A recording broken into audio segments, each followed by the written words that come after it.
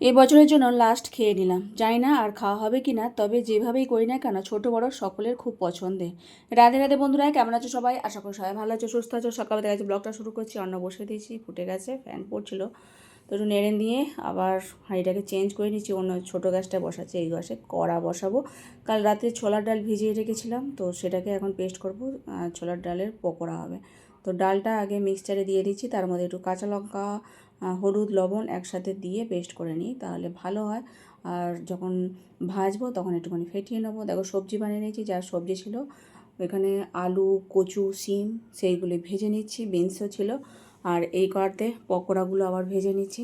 আগে ছোটো ছোটো পকোড়া কয়েকটা করে নেবো, আর ডালের বড় বড় বড়া করব, সেগুলোকে দিয়ে রসা করব। পকোড়াগুলোকে দুবার ভাজবো, দুরকমভাবে, একবার বেশি মুচমুচে করব আর একবার কম ভেজে রেখে দেবো। পরে যখন আবার প্রসাদ পাবো তখন আবার একটুখানি বেশি করে লাল করে ভেজে নেবো। আর একটু ভাজাও করছি, আলু, ফুলকপি, বিনস একটু মশলা করে নিলাম সবজিটা দেওয়ার জন্য, মশলা দিয়ে ভাজা ভাজা করেছি। কাঁচা টমেটো দিয়ে দিয়েছিলাম, এখন একটু ওই ডালের মিক্সচারটা ধুয়ে আর জলটা দিয়ে দিলাম। তো যাই হোক, এটা ভাজা ভাজা হয়ে গেলে জল ঢেলে দেবো। তারপরে যে বড়গুলো বড়া করেছিলাম সেগুলো এখন এর মধ্যে দিয়ে দিলাম, একটু সাঁতলে নিয়ে তারপর নামিয়ে নেবো। দেখো দুরকম আছে, একটা হালকা ভাজা, একটা বেশি ভাজা। তো হালকা ভাজাটা রেখে দিচ্ছি, ওটা দুপুরের জন্য। তো ভগবানকে ভোগ নিবেদন করেছিলাম। দেখো পকোড়া, আর এদিকে একটা ভাজা করেছিলাম, আর এদিকে রসাটা। তো খুব সুস্বাদু লাগে এরকম রসা দিয়ে, এক তরকারি দিয়ে হয়ে যায়, তবুও টুকটাক রান্নাবান্না করেছি, খুব ভালো লাগছিলো। আর পকোড়াগুলো আমাদের ঘরে সকলেই খেতে খুব ভালোবাসে। প্রভুজি কাজে চলে গেছে, এখন আমি রান্নাঘরে এসেছি। মুদিখানা সব মানে যেগুলো বাড়ন্ত হয়েছে সেগুলো গুছিয়ে রেখে দেবো। আটা যেটা ছিল সেটা কম হয়ে গেছে, তাই আবার প্যাকেট থেকে বার করে ঢেলে নিয়েছি। এটা গম ভাঙানো আটা, বেশি হয়েছিল বলে তাই আর রাখা হয়নি, এরকম করে রেখে দিয়েছিলাম। তো সেটা গুছিয়ে নিলাম, আর মুদিখানা গুছিয়ে নিয়ে রান্নাঘর পরিষ্কার করে নিয়েছি। এটা হলো সন্ধেবেলা। কড়াইশুঁটি অনেক ছিল, তো কড়াইশুঁটি ভাবলাম মানে আজকে কচুরি করব। তো এই কড়াইশুঁটিগুলো পেস্ট করে নিলাম আদা কাঁচা লঙ্কা দিয়ে, আর একটুখানি আলু চচ্চড়ি করে নিয়েছি কালো জিরে ফোড়ন দিয়ে। আর কড়াইশুঁটিটা এর মধ্যে একটু ভাজা ভাজা করে নেবো হিং দিয়ে।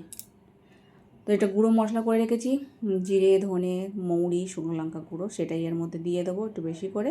তো অনেকখানি হয়ে গেছে, আবার একদিন যদি হয়তো হবে, নইলে আর খাওয়া হবে না। শীত শেষ হয়ে গেল আর কড়াইশুঁটি কচুরি খাওয়া হবে না, এই বছরের মানে লাস্ট খাওয়া হচ্ছে। কিন্তু যতবারই করি ততবারই সকলের খুব পছন্দের, আর ছোটো বড়ো সকলে পছন্দ করে। কারণ আজকে আবার করেছি আটার, ময়দা একটুও দিইনি। তো যাই হোক, পুর ভরে আর বেলে নিয়েছি, আর ভাজা হচ্ছে এখানে। তো গরম গরম ভগবানকে এই সেবা দেবো। আর আটারও করে দেখলাম বেশ ভালো, তবে একটুখানি ময়দা দিলে আরও বেশি ভালো হতো মনে হয় আমার। তো ময়দাটা দিলে একটু সাদাটে কালার আসে। আর মিষ্টি দিয়ে এদিকে আচার ছিল, আচার দিয়ে ভগবানকে ভোগ নিবেদন করেছিলাম। খুব সুস্বাদু হয়েছিল। এবছরে মনে লাস্ট খাওয়া হচ্ছে, জানি না আর হবে কি না, যদি হয় তো খুব ভালো হয়। দেখো পুর ভরা আছে, ঠেসে ঠেসে পুর দিয়েছিলাম। আটার একটু সাবধানে করতে হয়, যেহেতু গম ভাঙানো আটা, এতে কোনো চিট নেই, আর চিট থাকলে তবেই সুন্দর হয়।